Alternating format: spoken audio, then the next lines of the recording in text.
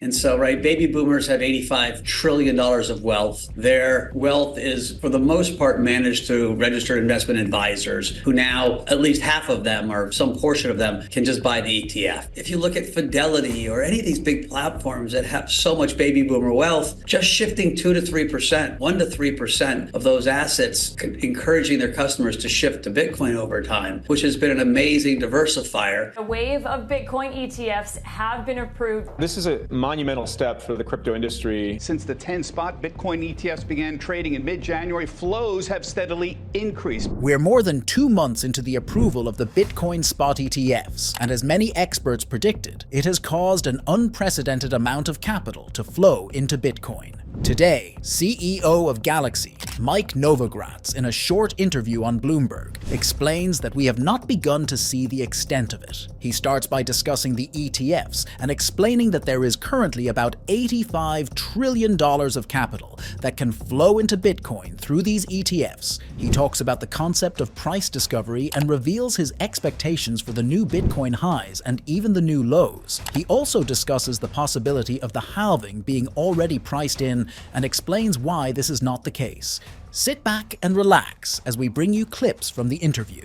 We have true price discovery. And what I mean by that is this is the first time that anyone who wants to buy it has easy access to buy it. And so, right, baby boomers have $85 trillion of wealth. Their wealth is, for the most part, managed through registered investment advisors who now, at least half of them or some portion of them, can just buy the ETF. And so you're seeing a step function in new owners of Bitcoin, which is driving, I would say, a frenzy in the whole crypto ecosystem. If you look at Fidelity or any of these big platforms that have so much baby boomer wealth, just shifting 2 to 3%, 1 to 3% of those assets, encouraging their customers to shift to Bitcoin over time, which has been an amazing diversifier, is a monster number, right? You think about it, like I said, 85 trillion of baby boomer wealth, 3% of that is 2.5 trillion, right? The whole market cap of Bitcoin is only a little more than 1.2 trillion. And so, again, we're going to see a step change function. We're in the process, and I like to call it price discovery. So how crypto always works is Bitcoin gets bought and some people sell a little bit to buy Ethereum and they try to play the catch-ups and the altcoins. And I would say we've gotten to very frothy levels. You can see it in the funding rates of the altcoin market, how much you get paid to actually lend out your coins in Bitcoin, Ethereum, and all the alts. And so you saw it in the equities, the public equity markets, MicroStrategy, Marathon, all the kind of public equity bellwethers really went parabolic along with Bitcoin. And so I wouldn't be surprised to see some correction and some consolidation, but I'm very loath to pick a Bitcoin high because I really do believe this is price discovery. Will we test the old high? Most likely, and you'll probably have some consolidation, but I still think we're going to end the year much higher. We broke out from 45,000, and so that would probably be what should hold us if there's a real correction. You never know why corrections come. Something happens and people shift mindset, and there's a lot of people that have bought recently.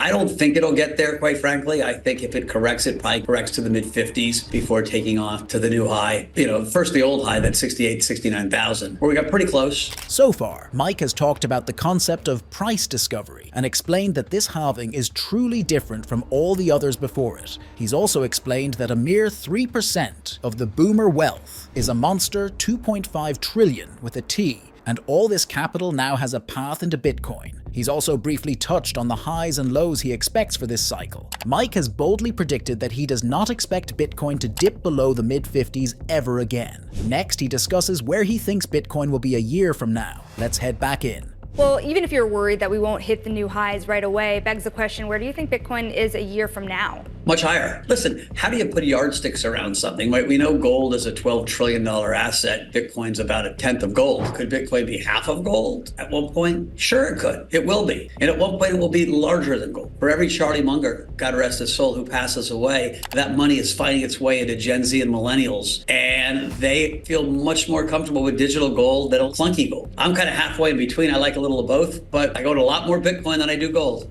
Next, Mike answers the question of whether the halving is already priced in. If you think about what's happening right now as well, you have to wonder with the halving around the corner here, how much is already priced in? Paul Tudor Jones taught me like year 3 of my Wall Street career. Prices are set at the margin. When we have more marginal buyers than marginal sellers, prices go up. And that's what I mean by price discovery. There's a new army of buyers. There's an army of salespeople. I mean, what BlackRock is doing is breathtaking, right? That's an army of salespeople being endorsed by their CEOs saying, guys, this is an important part of the future. We didn't have that 6 months ago.